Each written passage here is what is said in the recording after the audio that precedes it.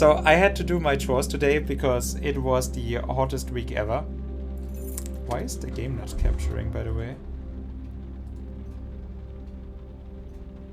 There you go.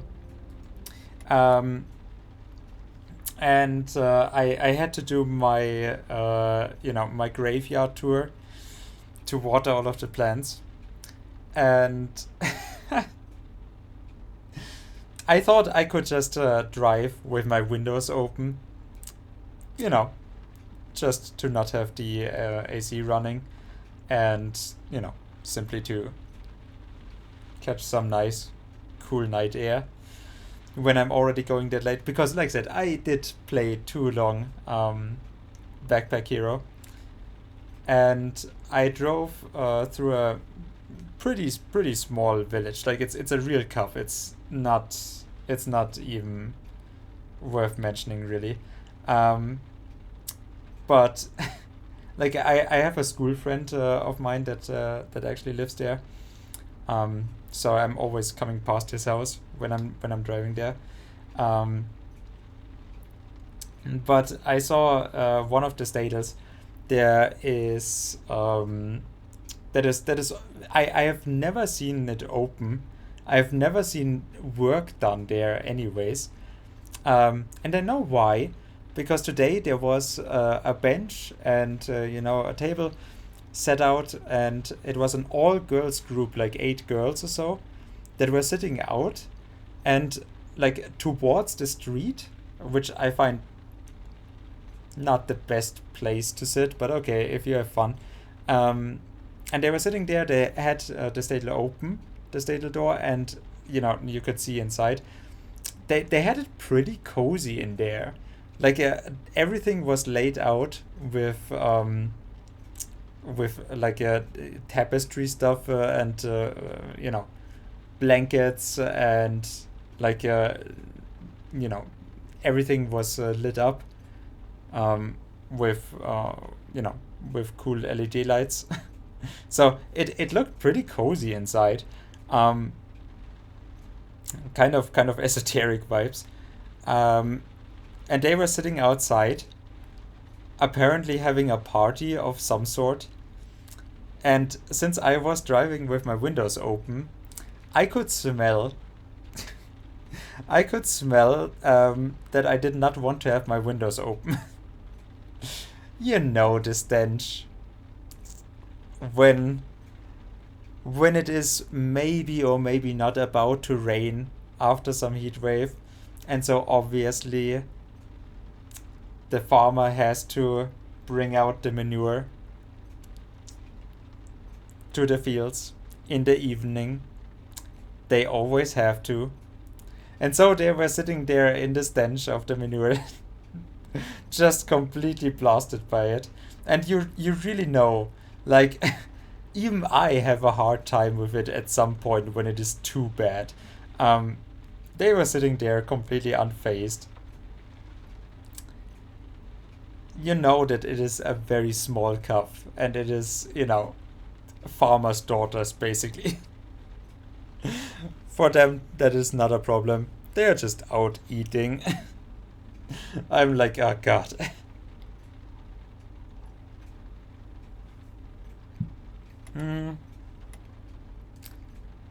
You know what? I want to meet my...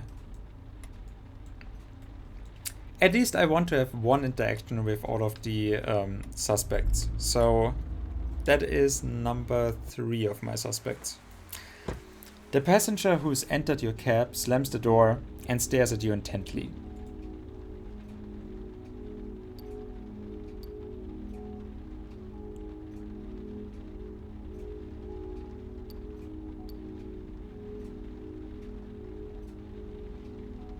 Where are you going? I don't know yet. Although the real question is, how can you help yourself?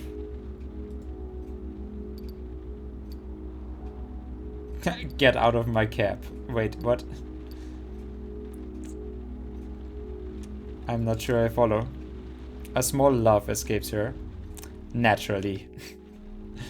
But of course, if I were to say to you, her voice slightly raspy with an oddly metallic sound, October 27th. That's a date. The night of the attack. The night you... What if this passenger were the Sandman? 10:46 p.m. No, the attack took place later. Does that ring a bell? You nod your head. Answer. Yes, it does, miss. Don't you miss me? I don't know, I can hit you. Not another word. She waggles an accusing finger at you. Last October 27th. You were in this very cab, driving a fare, and you committed a crime. That's right, sir, a crime. Let her go on. I had spent the whole day working like an idiot for that rotten newspaper. Do you have any idea what I do for a living?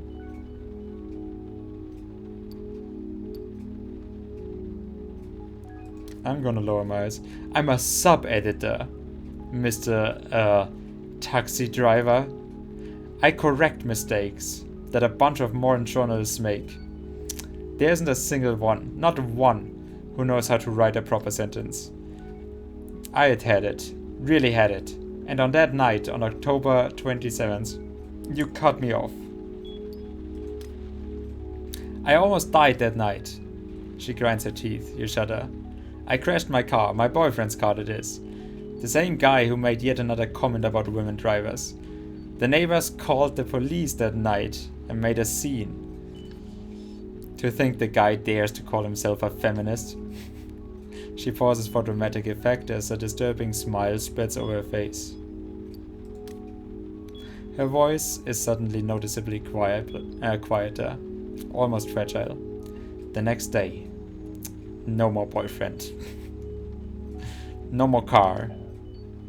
I messed up a job interview with a major news outlet. A paper where people know how to write, where they follow basic rules of French grammar. I mean, who would know French grammar, for starters?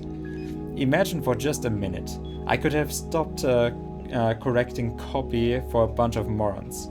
She takes a deep breath. And all because of you, because of your cab. Everything changed that night of October 27th. Sad, faraway look comes over her. My life has never been the same since. But her voice is bursting with fury and hatred. Forced to go live with my mother while I went apartment hunting in this rotten city where tiny studios cost an arm and a leg. So I started looking for you. The back of your neck breaks into a sweat. You can feel cold, clammy droplets of drip about to drip down your spine. I started asking around. I bribed one of your colleagues into giving me your number. A droplet of sweat starts sliding down your back. Then I found your address. Your first one, that is. You shiver as the drop reaches your boxes. Maybe you're just pissing yourself. At this point, you don't know anymore. But that's your business. What matters is I did eventually get your other address, the real one. Droplet has reached your tailbone. You started shaking. Really? At first, I admit, I was planning on going to your place. She shrugs her shoulders. Her voice has softened a little. Just maybe to spit in your face or something like that. And then I thought to myself, no, Ludivine. Maybe the guy deserves a chance. You never know. So you're going to apologize. Go on, give it your all. Take your time. Take a deep breath. She breathes in deeply, then exhales. Like that.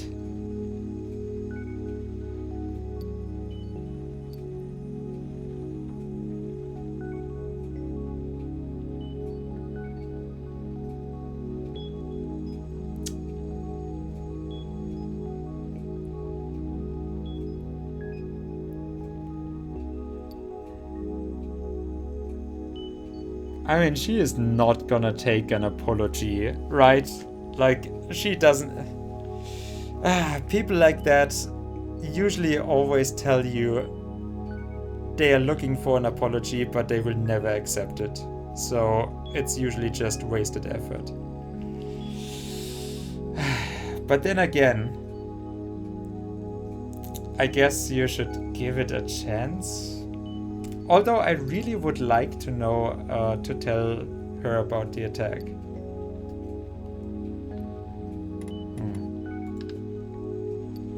I kind of want to know where this would end me up.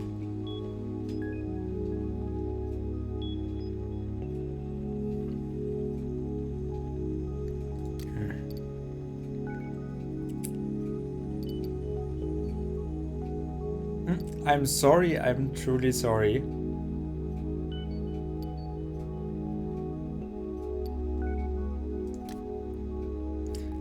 I don't remember what happened that evening.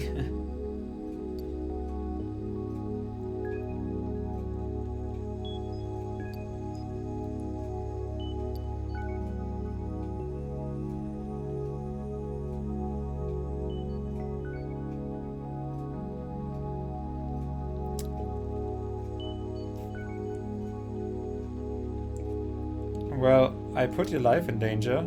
Sorry for everything that happened, your car, your ex, the job. Sorry. Even though it's not my fault. Say nothing else. Shit. Okay, wait. She heaves a sigh, dispelling her anger all at once.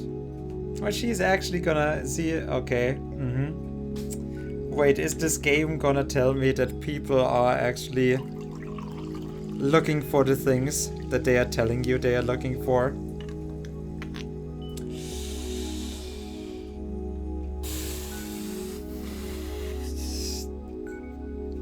I mean, it would be nice. I'm not so jaded that I can't actually take something nice happening.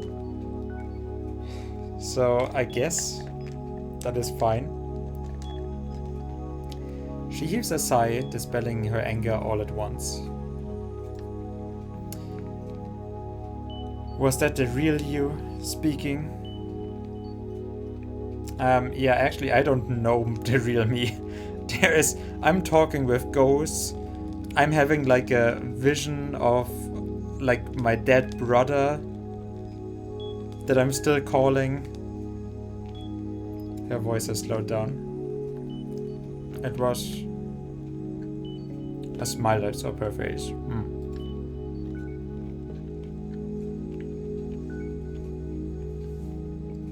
It was exactly what I needed to hear. I've been thinking about it for months, going over and over it every second of the accident.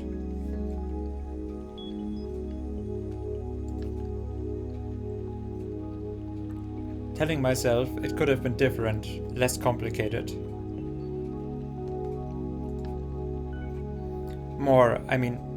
Less, well, you know.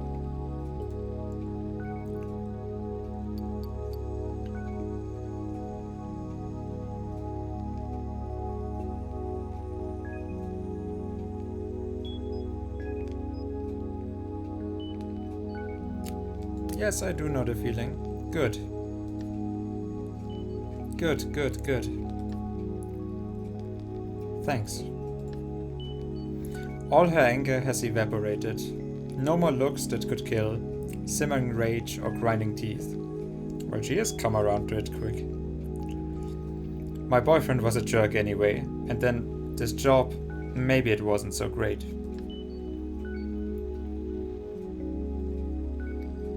She gives you a little smile. I tend to get all worked up about things. Yeah, I know girls like that. You had noticed.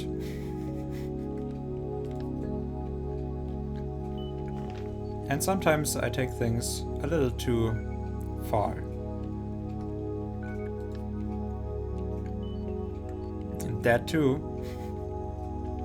I don't know why the game actually intervenes to tell me stuff that I'm already supposed to be feeling, I guess. But okay. Like it could really speak for itself, I think. In Paris, I guess, we are quick to forget about being nice to each other, about being polite, and for a taxi driver, you're a real sweetheart. She gives a short laugh. This is what I suggest. I'm going to exit the cab.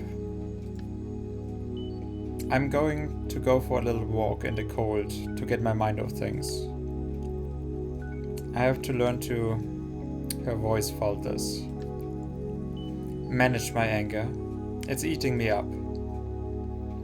She shakes her head and then, without another look your way, goodbye. The door opens, then closes. She just jumps out of the moving car. You're alone in the taxi, your head spinning slightly as if you had had a drink. That feeling I know as well, after you've had a conversation like that, yeah.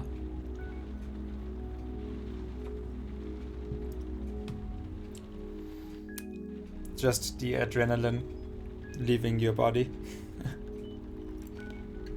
Or at least your mind.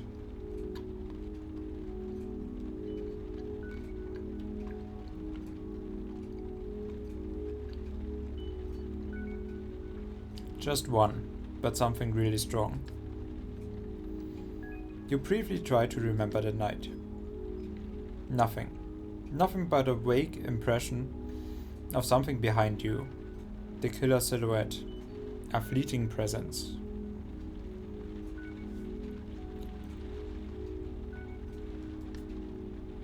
You shake your head. There's nothing more than before. If only you had turned around. Everything would have been easier. If you had seen the face of... All at once you start the cab.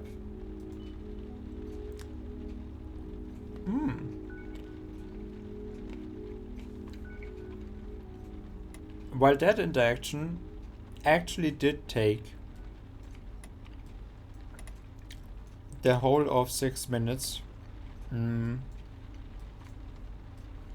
that it probably took in real life. That is nice. You know what? I see a familiar face, so...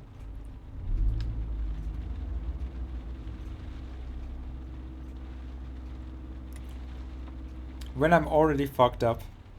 Oh, St. Quin. I need to go to St. Quin. Yeah, that is also a place that we passed when we were in Paris. Your next passenger does not simply get in. She throws herself in. Energetic, lively, chatty. She looks like she never stops.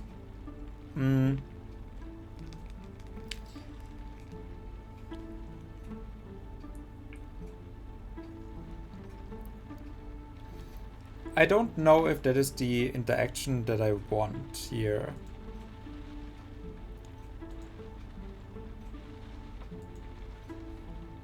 Like, with the game, I mean. Because the game kind of... Like, I've already had like 2 or 3 run-ins with her. I even know her name from the... if I were to remember it. From the compendiary.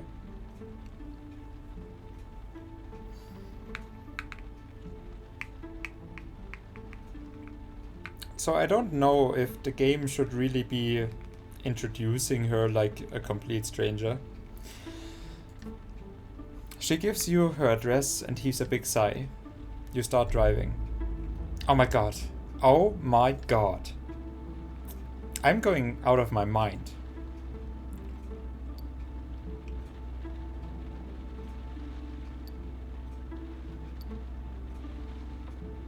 What's going on? I don't think I should really just leave her on that. No. I just saw this movie. She takes a deep breath. This one was life-changing. She exhales audibly. Wait, wasn't it like last time music and... No, last time another movie? And before that music? She exhales audibly, like she had just revealed a terrible secret. I'm telling you, it knocked me on my ass. Incredible.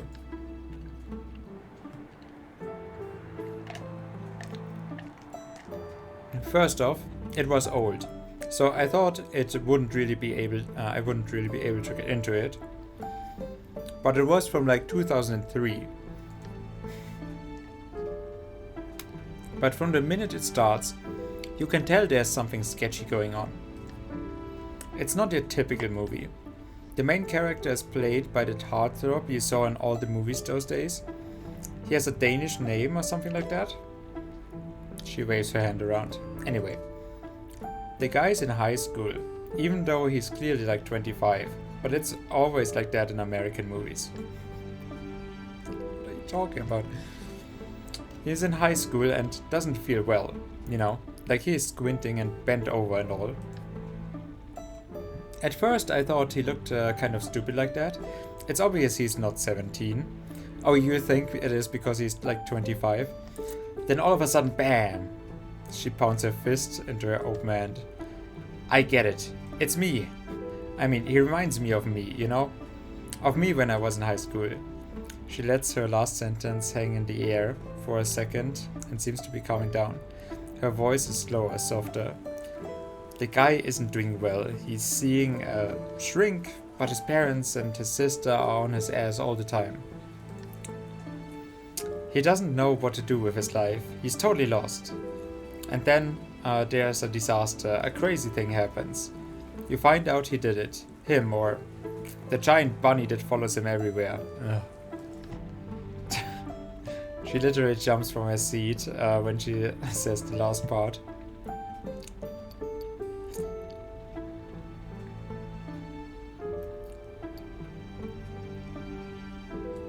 I'm gonna let her keep going. I was sitting there, wide-eyed, telling myself I must be dreaming, but there's really was a giant rabbit standing next to him. And it's not a nice bunny, you get my drift. It's out to get people, to get back at anyone who doesn't like. The passenger taps her hands together. Story of my life, dude. I'm telling you, story of my life. Okay, without the giant rabbit part. You didn't have a giant rabbit as a kid. But that could have been me up there on the screen. My parents can't stand my passion for film. They want me to study something serious. They say they haven't been busting their backs all their lives for me to be dependent on them. She clicks her tongue and rolls her eyes. Yeah, right. Like we have enough money for me to keep living off them. My little sister looks at me like I'm a retard. And yet she spends all day, every day, watching mind-numbing sitcoms about losers on vacation. She sinks into the backseat. Whenever I go home, no one is the least bit interested in what I do, who I am, what I like. Not a soul to ask me what I saw, and if I liked it or not. So the main character hesitates and makes the wrong choice. He goes for revenge. See the bunny? It's his conscience.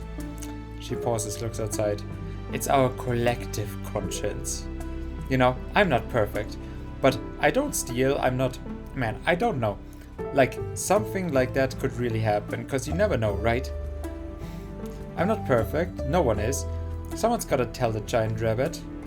If the giant rabbit kills, if he seeks revenge, well, it's kinda our fault that we were too stupid to see we are not worth much, right? See what I mean?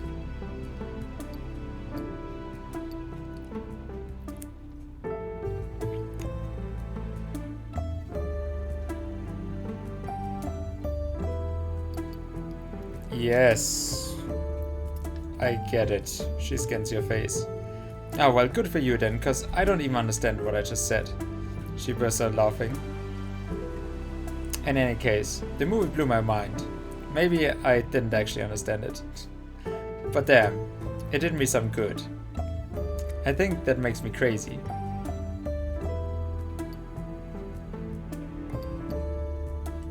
No, it's just a movie. Do you get what you want out of it?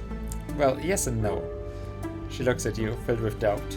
Otherwise, people could just throw whatever the hell they want on the screen, and it would do, right?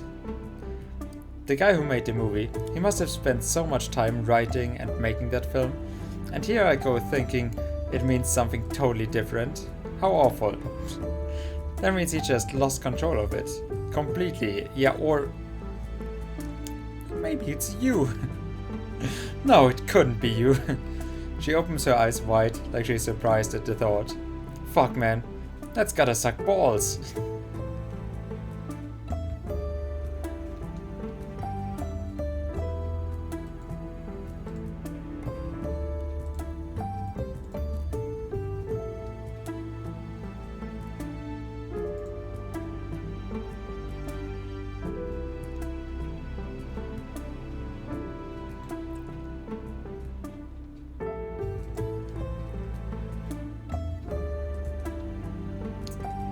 Okay, but what if it does?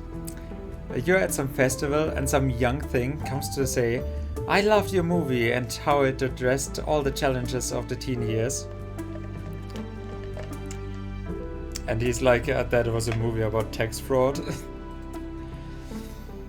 And you're like, oh no, my movie was about mental illness. The nerve. She pauses. You pull up in front of her place. She doesn't even notice and seems lost in thought. Yeah, well, maybe. Or maybe not. Maybe that's actually what's cool about it, yeah. Abruptly, like she just woke up, she hands you a bill to pay her fare. She stares at you intently for a few seconds. You definitely don't like it. You start to sweat. You must think I'm totally nuts, right?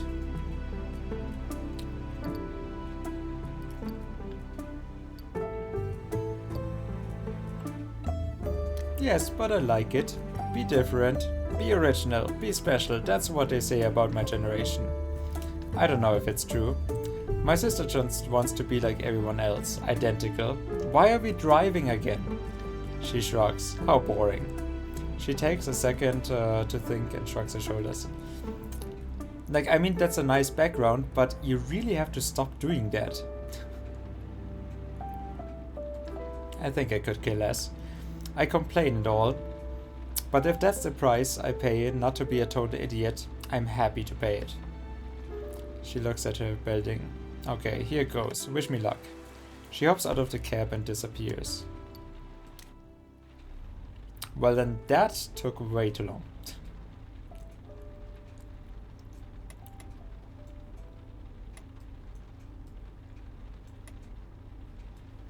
Okay, so that is timed.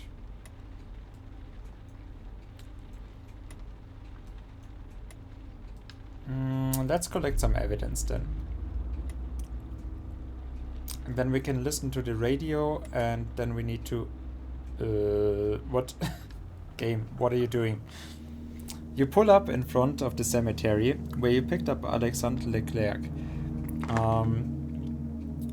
You had been speaking to a man at the time, the caretaker. Maybe he'll be able to help you. One of the windows in the small house next to the cemetery is lit up.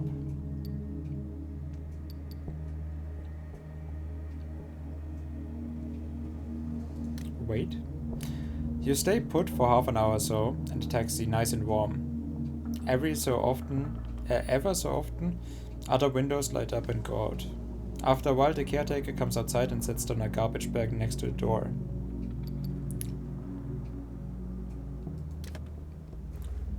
Why would I drive away? You exit the cab and cross the street. There's the house, mere yards from the cemetery entrance. The massive iron gates probably stops the corpses from clearing the hell out of there. Yeah, there is this, like, because our apartment was in Asnières-sur-Seine. We were driving past, with the metro, we were driving past this huge graveyard where all of the graves were stone plated. Like they were basically like crypts, I want to say. Now every one of them, like they were not just dug in and there was a gravestone, but you know those long 2-meter gravestones then that were on the ground, and the thing was just massive. There must have been like 3,000 of them. Like, you were driving past the thing for, I don't know, 20 seconds. And then you just saw that it just went on.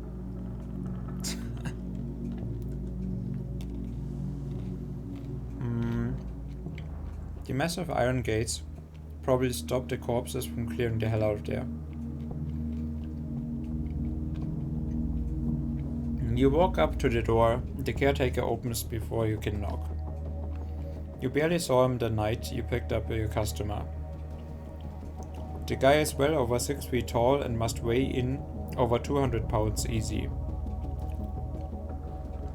200 pounds of muscle and the rest a thick bushy mustache. Next to him, you are a real featherweight. It took you quite a while to come knock on my door. I suppose it's about Alexandre. He steps aside and you catch sight of a pair of slippers with dog heads. Big sad eyes, furry muscles, ears dragging over dirty floor tiles. Come inside. We'll be more comfortable. You follow the host inside the house. The place, with its furnishings and decorations from a bygone era, seems to be stuck in a time warp, until you catch sight of a collection of state-of-the-art knives on the wall opposite of the door that is. The caretaker motions for you to follow him into the kitchen, where you're greeted by a bowl of chicory coffee and a four-meter table. Do you mind if I finish my breakfast? No, not at all. There are breadcrumbs on the table and a Tupperware from the 1960s with more ripe runny cheese inside. Is Tupperware from the 1960s? Was that already a thing back then? Okay, pal. So what's up with Alexandre?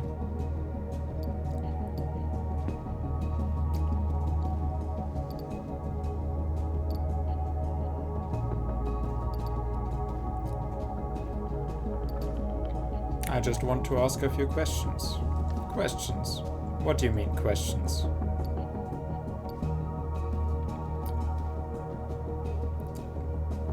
He hasn't been doing too well. The caretaker stands up all at once, the bowl and Tupperware contained in his hands. He places them on the countertop near the sink and rifles through a pile of drying dishes. You know what? I don't think I'll be able to answer your questions. I don't do questions. For starters, I don't even like the word. He grabs hold of something, but with his bulk, you can't see what it is. Alexandre. He told me they'd be coming around asking questions. He said it was up to me to decide what to do. A change has come over his voice. It's softer, almost a whisper.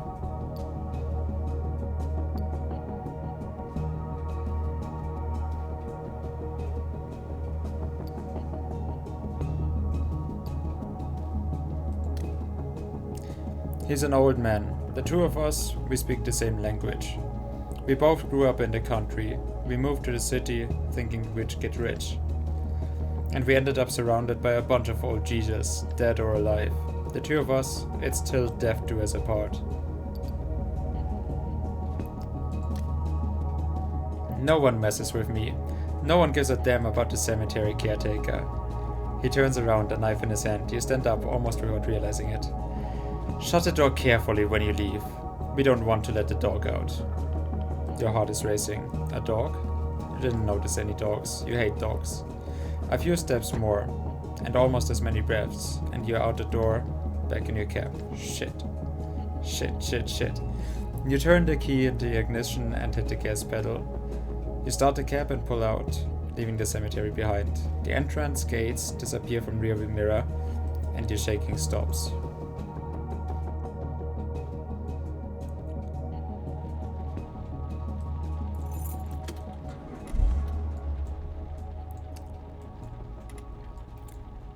Well, that was certainly interesting. I was just, playing that I wanna see if my character can actually die.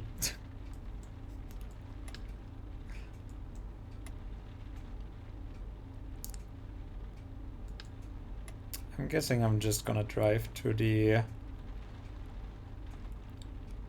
to the next gas station first. Because the road is so bumpy out here. Then we're gonna listen to the radio. You pull over and stop at a gas station. Not a soul in sight. The fluorescent light irritates your eyes, and the smell of pee is wafting from the space in between the pumps.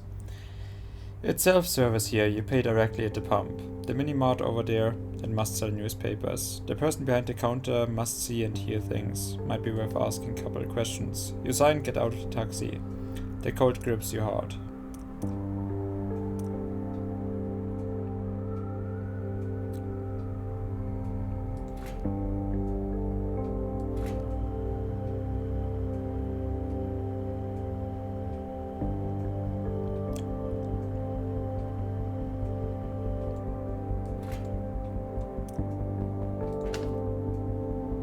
You walk into the mini-mart. Behind the counter, a student doing his homework lazily raises his head. Yeah?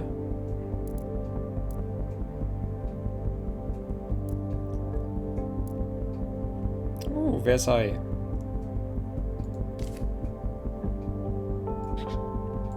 Perdue.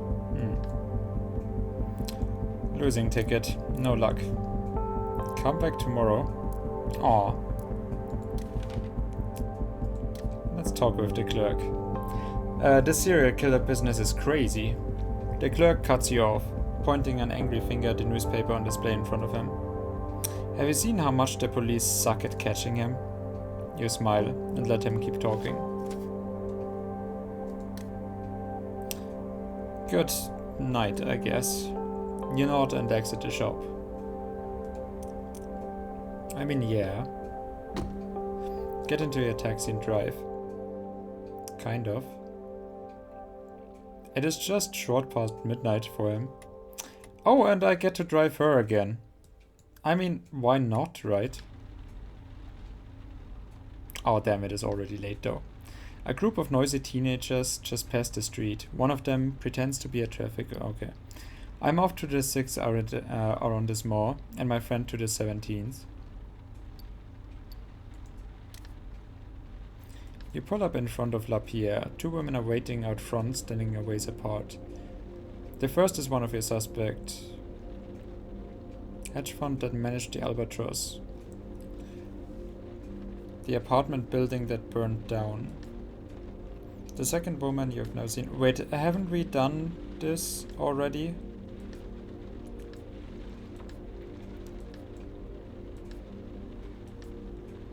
No worries, call me. Of course, let me think about your offer.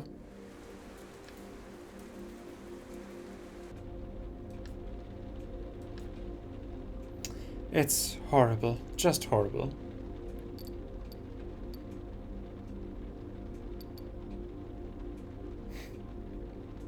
I thought we had this interaction already, but I'm guessing this is the second one. So last time she wanted to destroy the other one with being an undercover agent. No, like she set her up to prove that there's like money laundering business. Your friend doesn't look well. I must admit, even I am surprised by my... She's not doing well. She's in a bad way. Doesn't know what to do anymore. She was telling me about her new idea, her new business plan, but it's obvious she's at the end of her rope. I helped her build a future for her business and she burst into pieces. Just like that huge blimp way back when. It's horrible, especially since her voice fades out for a second, floats in midair. Especially since... She shakes her head. Especially since she's an incredible woman, or rather, was incredible. Incredible, I'm telling you. She had kids, separated from her idiot husband, built a franchise from nothing, or practically nothing. She really is a role model for me. I'm not kidding. I was successful because my parents had money, because I went to the best schools. Oh, so that is the other one, huh? She, on the other hand, has been working like mad since she was 16 years old. She freezes. The way her father ran his business was disastrous, utterly disastrous.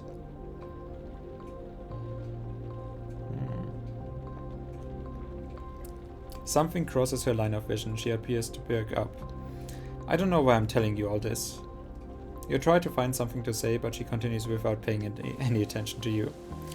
Have you ever been in a situation where someone you absolutely adore makes one bad decision after another? She doesn't wait for an answer and keeps talking. Well, that is easier for me. Well, the woman you saw earlier is just that person for me. She keeps going, using words you're not accustomed to. You hunt for some sort of clue in her pleasant voice. She suddenly bursts out laughing, more of a sardonic snicker, really. She had her hands on a gold mine, and she let it all go, all of it. I had no choice but to fire her. I'm not proud of myself, but a company's well-being has to come first. She pauses, apparently out of necessity. She got this crazy idea in her head. She wanted to go back to the original size. Those are the words she used, original size. You pull into the passenger street. She doesn't notice and keeps talking.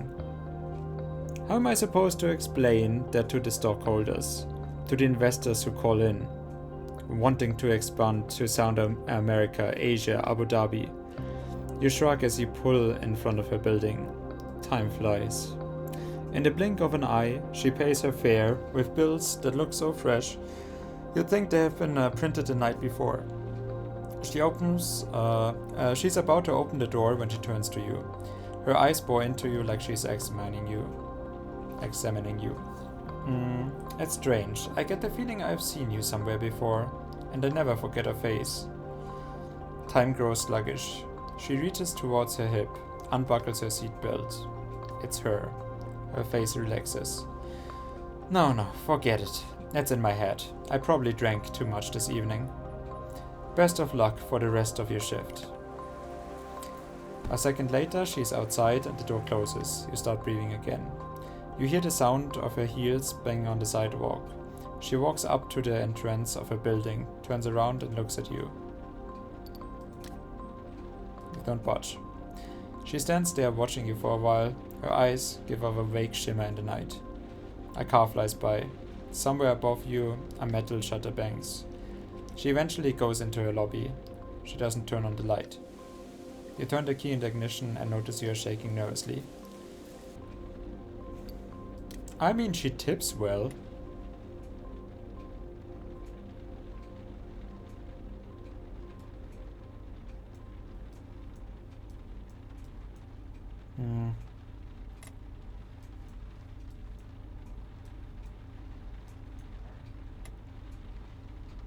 You know what? We're gonna see the sights. I'm already going on for too long. And at least one night has to be finished, so I'm at least gonna... A woman is walking a dog, an enormous greyhound with a long pale coat. She doesn't as much as glances you.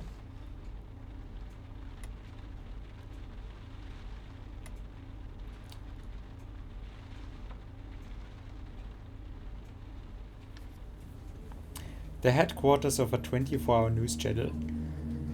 The kind that assails audiences with terrifying scoops and news flashes minus the coverage. You climb out of the cab, cross the street and enter the enormous entrance hall. TVs the size of your car are broadcasting the latest developments in the Sandman case. You go over to the reception desk, leave your ID and take the stairs to the 8th floor where Daniel works. The television anchor was a regular customer of yours at one time. He's usually high and is always friendly. You had been of help to him more than once. He waves at you as you enter the office. He is expecting you. Daniel? Wasn't Daniel the one that we met in the coffee? You cross the open plan office. It's almost empty. The televised news set is just a few yards away. Without the scrolling tickers and the logos, everything seems fairly quiet. Before we have our little talk, there's something I need to tell you. I want to apologize for everything I've put you through. All the messed up shit. You know, the drugs and everything else. I'm done with all that.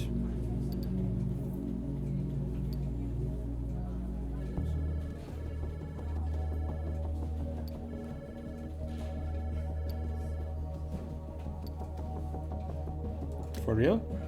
He grins. He knows you have seen him at his worst. Serious, man. I am. He gives his head a vehement shake.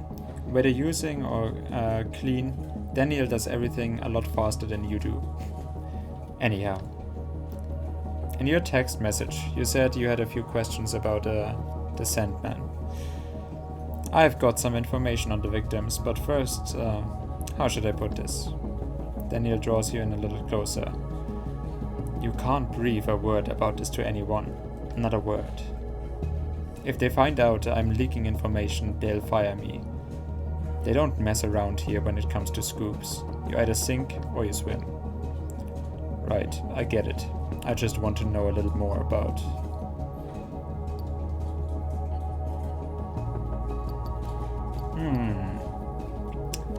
Now it would be good if I actually had any idea.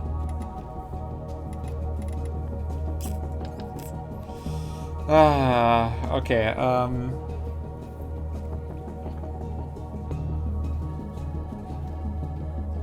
there was, yeah, I have several clues on the second victim already. I don't know if any more of that really helps me. I think I have very little on the third and fourth. I don't know, man. It's really whatever. It really just... Here, take a random one, because you have no idea what is helpful or not. I guess if I had more, but I could not know that this was the interaction that we would find, right? So tell me, the young reporter looks faintly surprised. Roll in. The chick from the urban planning office? Daniel breaks off a moment. Someone's walking past the desk. Hold on a second. He leads you by the elbow to the other side of the office where there's a tiny room with a Xerox machine. No one will bother us in here. Everyone here despised Roland. We all know she was paid off by the Group Diamond. Not to say anything. About the Albatross? Bingo. She predated the authorization, the paperwork, and crap like that. And she pocketed about 50,000 bucks in the process. You can't help whistling. As if 50,000 is a lot. I just filled my tank for like 100. That's nearly 3 times my salary. Damn, you're earning bad. He glances up at the enormous clock overhead. Listen, man, I owe you one. So, what else do you want to know? Tell me about... Michaela Blanc. Everyone here loved Michaela, the kind of international correspondent who knows what's what. A stubborn, hard-working chick, and an incredible woman. She received death threats a few days before. She would get them every so often. I'm always thinking like ever so often, but it says every so often. We all do, in fact, not to mention the offensive tweets. He looks away for a moment, but this time it was serious. That serious. There's a knock at the door. Yeah, I'm coming. Sorry, you'll have to go. Around here, it's a battlefield. No worries. Thanks for everything. He stops short, realizing that, for once, he has been able to help you. A smile plays across his face. It feels funny to hear you say that. You return his smile. Back in the cab, you're relieved Daniel's addiction has been replaced by something more manageable, let's say. At least you hope it is. You turn the key in the ignition and drive away. A motorcycle in the distance takes off like a shot. Bang! You stall. A sickening feeling in the pit of your stomach. It was just an exhaust pipe. That's all. Nothing more. That's all. Nothing more.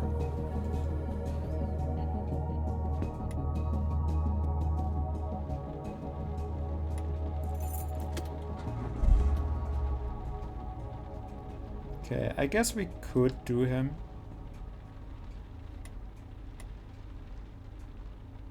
I'm getting a lot of clues from this though. Like this is basically sure clues. Oh, there's the woman with the greyhound dog again.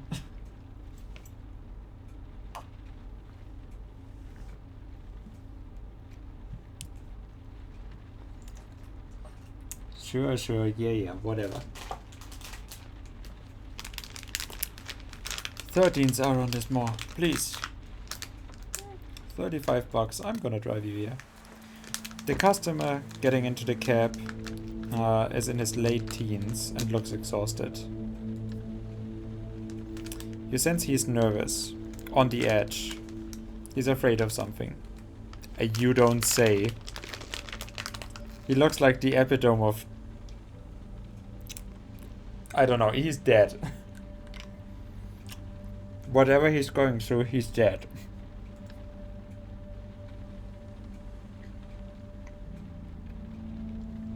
Rudy Shoji.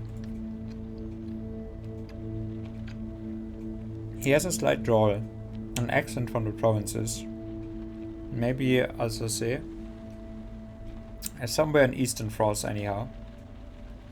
You start the cab.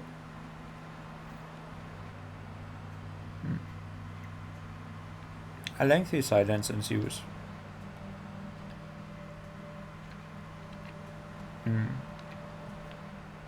The smell of your passenger is unmistakable. Alcohol, strong and cheap.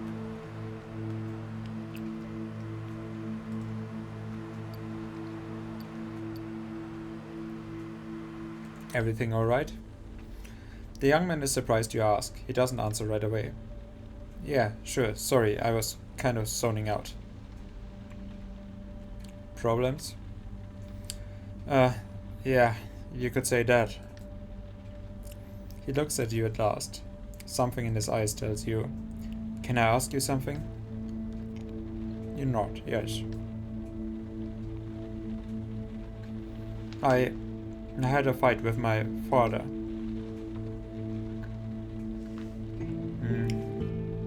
And I took off. Without my wallet or credit card.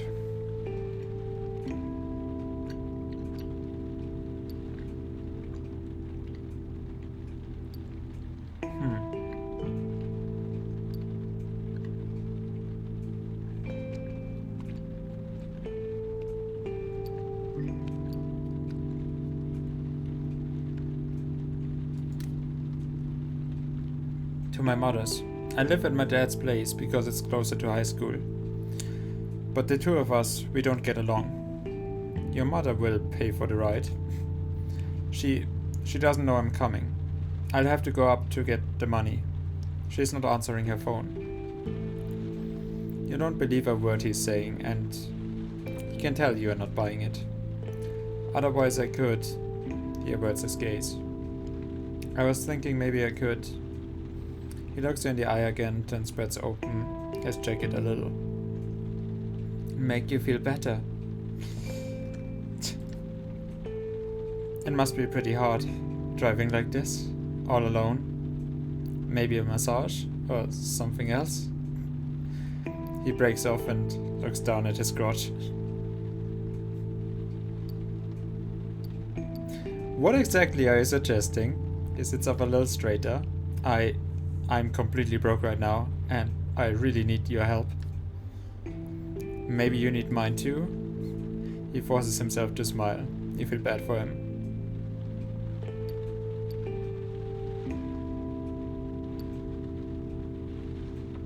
You do stuff like that often? Yeah, sometimes. He averts his gaze. It's been complicated lately. I don't have anyone to help me out anymore.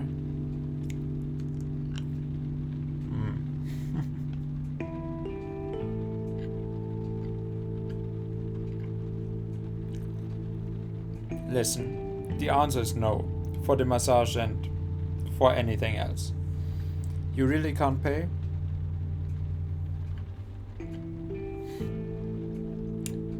The young man meets your eye. Yeah, I'm broke.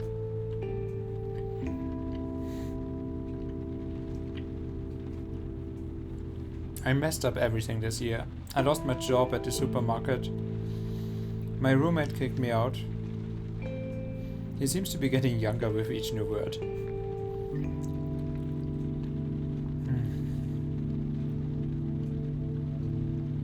I have a friend who pulls me up sometimes. She says I can stay at her place tonight.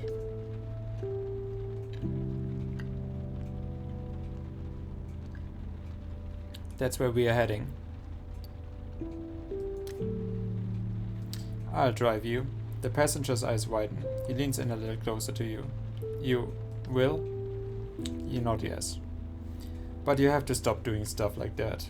You're going to get into trouble, and cause trouble too. I would rather say it's disgusting, but okay, well.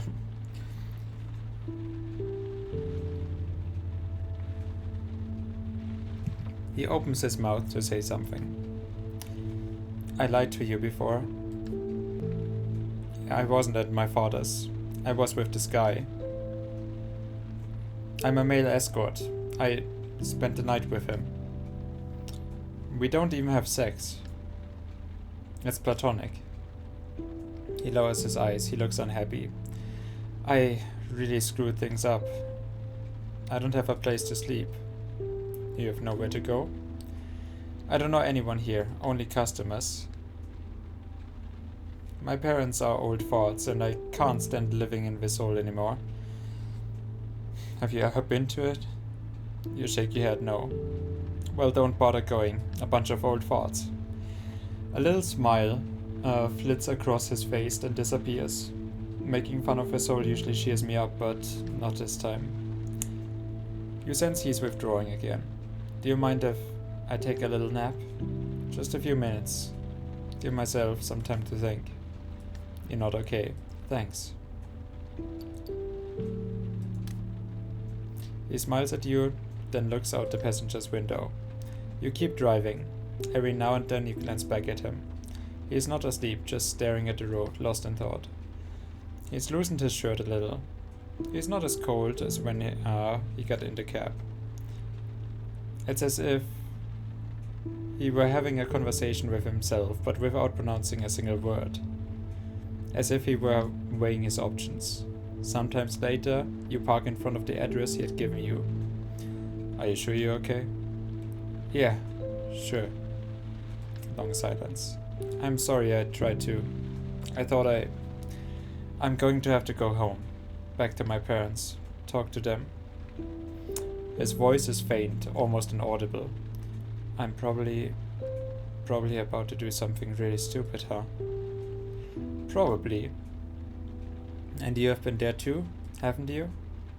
Yeah. A lengthy silence. You hold his gaze. I'm supposed to be driving. He senses you understand. Thanks. He gets out without a word. He hurries into the entranceway of a modern building already in bad repair, public housing. You start the cab.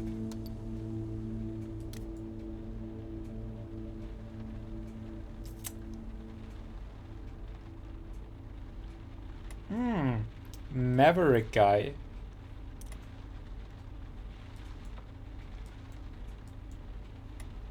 Oh yeah, I'm kind of up for Maverick guy. You let out a yawn and shake your head, hoping you might shake the weariness away. Hossein, taxi! You recognize the passenger getting into your cab, an American guy who works for the CIA. Thank you! Finally. I'm actually recognizing someone. He settles into the back seat. His clothes reek of alcohol, as always. You recognize the deep, mild voice, the slight American accent, the stories too. He's a funny guy, this one, both reassuring and disturbing. He gives you an address with a heavy sigh. You start the cab.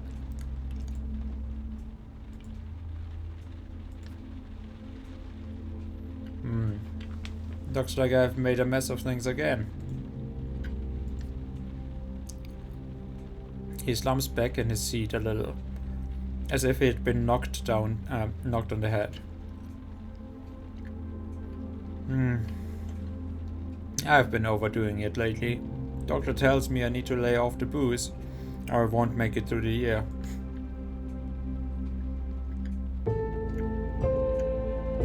His hand flutters nervously in the air. I was speaking Spanish all day. I've got a spitting headache.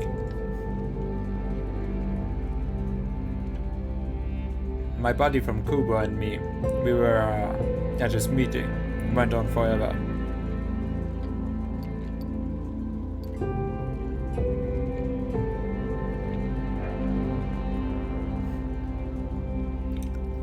Your Cuban friend?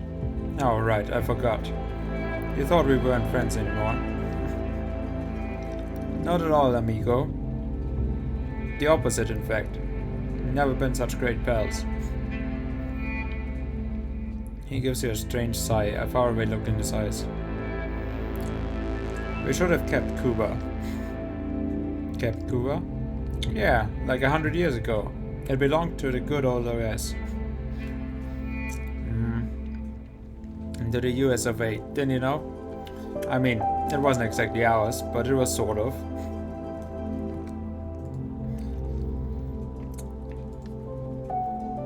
Ours, you know what I mean.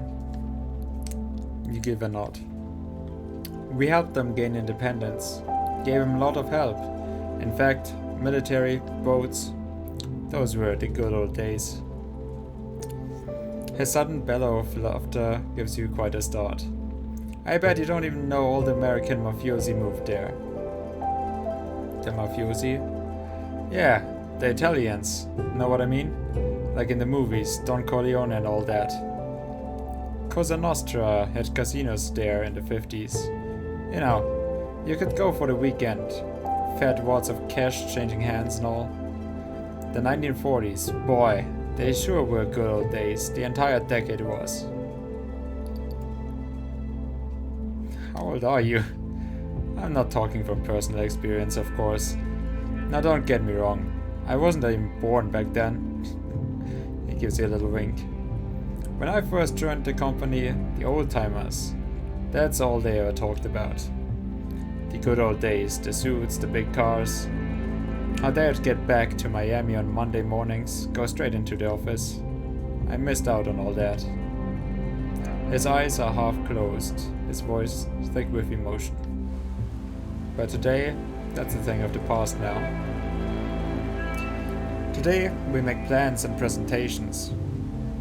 You produce statistics and spreadsheets. He's staring at you intently. We take turns.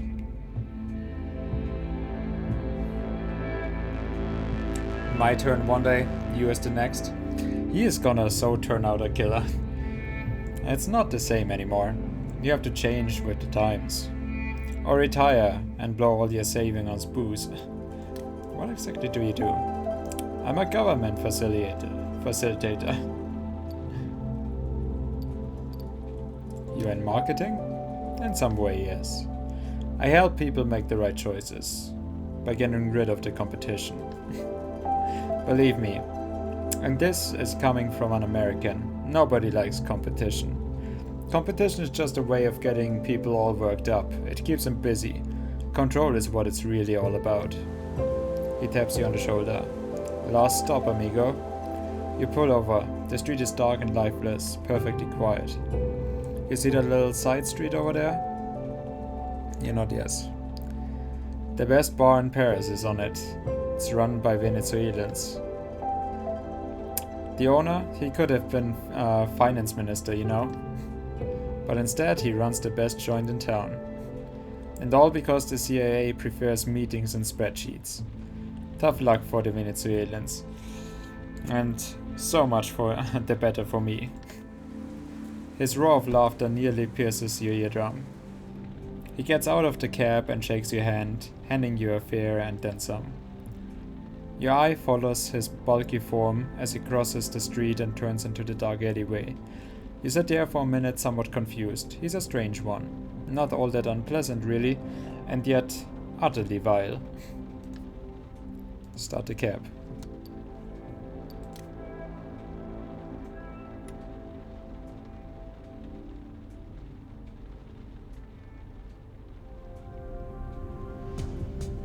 You have met Ludivine Grangier. Things didn't go so well at first with Ludivine, okay? But they ended up okay.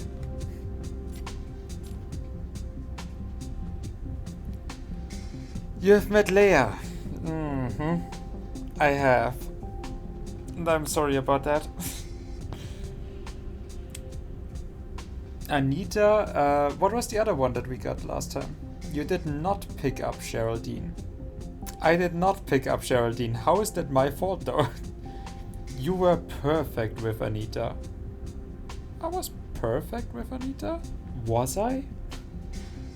You have met Chris. You've got the perfect, despite everything you drove Chris where he was going. I got the perfect hand job. Okay, might have told you about Cuba, great. And don't forget about the Venezuelan bar. That is actually good information for a cab driver.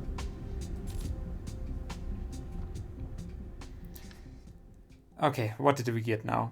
You take a few minutes to update your board with new clues. A bus goes by, making the ball shake. You sigh and get to work.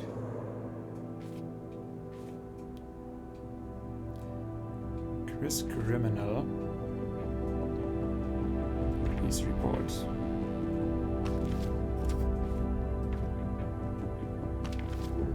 Okay, we do have enough time for everything. Okay. Okay, so now we are getting somewhere.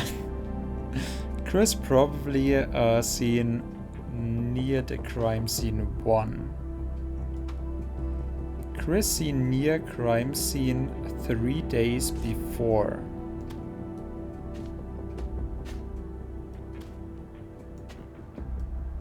Chris seen near the crime scene 2 months before. What kind of evidence is that?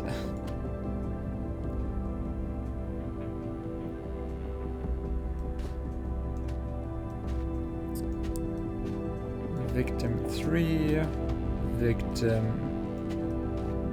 4. Chris escort for secret escort 75 website, okay. Albatross fire pushed victim 4 to sell shares.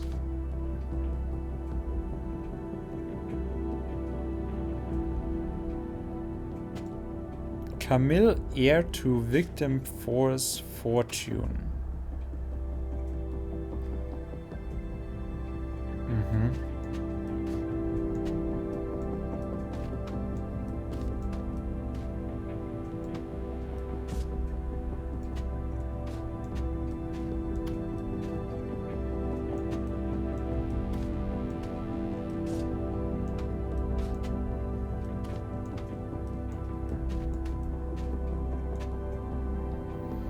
Victim 2 corrupted.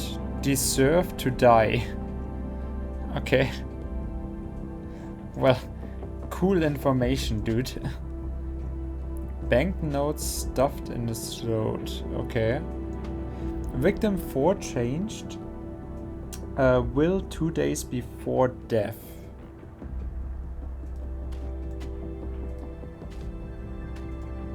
Left money to his dog. Okay.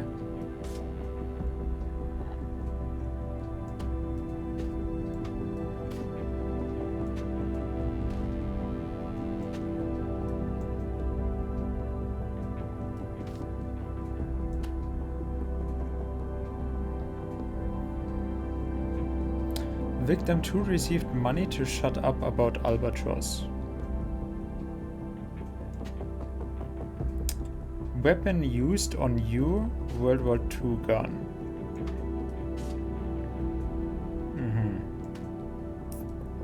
Well, that I know from the other case.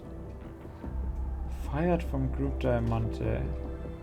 Geraldine. Oh, yeah, so there was Geraldine and Anita. Okay.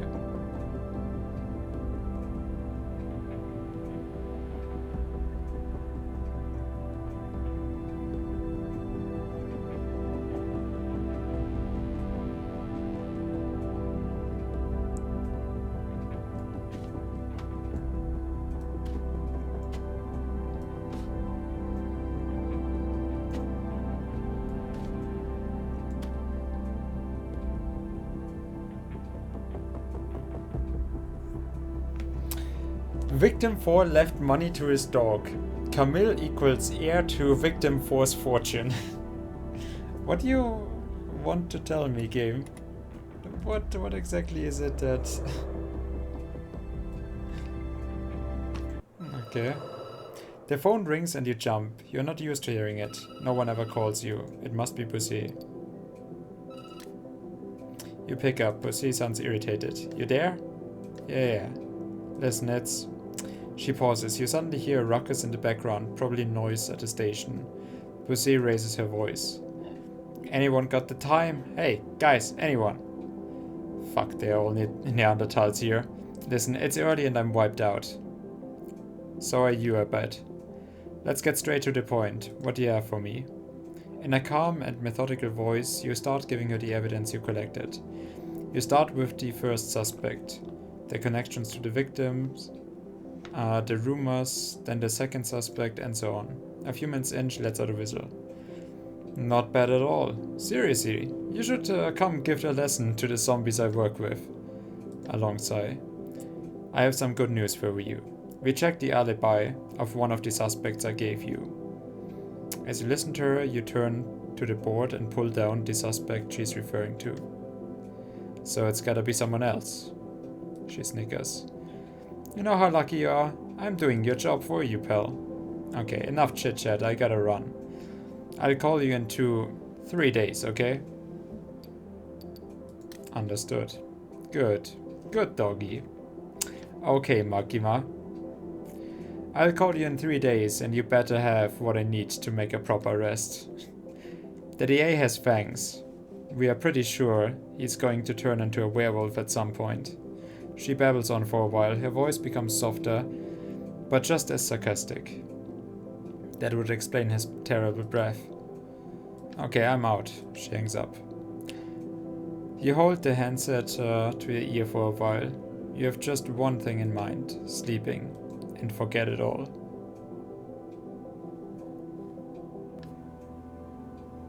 With a heavy hand, you wipe your tired face. You pull open the sofa bed, which unfolds unpleasant creak. You collapse onto the mattress.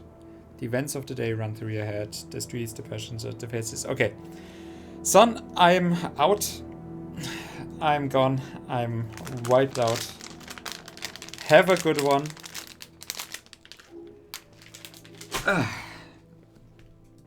That is actually not the suspect that I supposed we could get rid of, because she basically has the most clear evidence that she profited from any of this. But then again, the game outright told me that the guy is the killer. Or at least a killer. So I'm guessing there's nothing much for me to actually think about.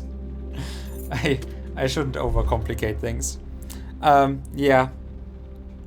And I have been streaming for almost 4 hours before that as well.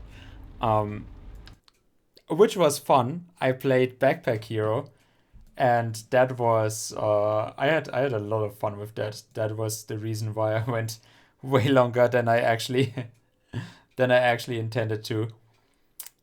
Then I had to do my chores and get around, and well, I ate something nice, so at least with that I could go on for now. Nah, but we did actually do some good. So I have no idea what it is. That is a kind of roguelite inventory management character building game. I don't know. But yeah, I'm sorry that I can't actually hang out, but it is way later than I actually wanted to stream. But I thought I'm gonna go and do my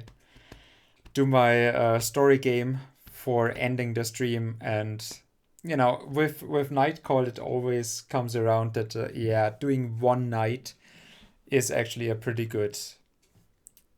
When I have time, I will do 2, but on this, like, less than one night seemed relatively unsatisfying. So I wanted to do that as a nice finish, and yeah, I'm already way too late again, so I'm gonna head to bed so that I get to actually stream tomorrow at a normal time.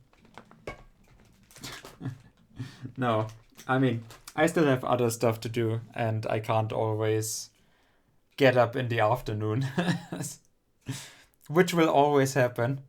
No, but I'll see you around, son.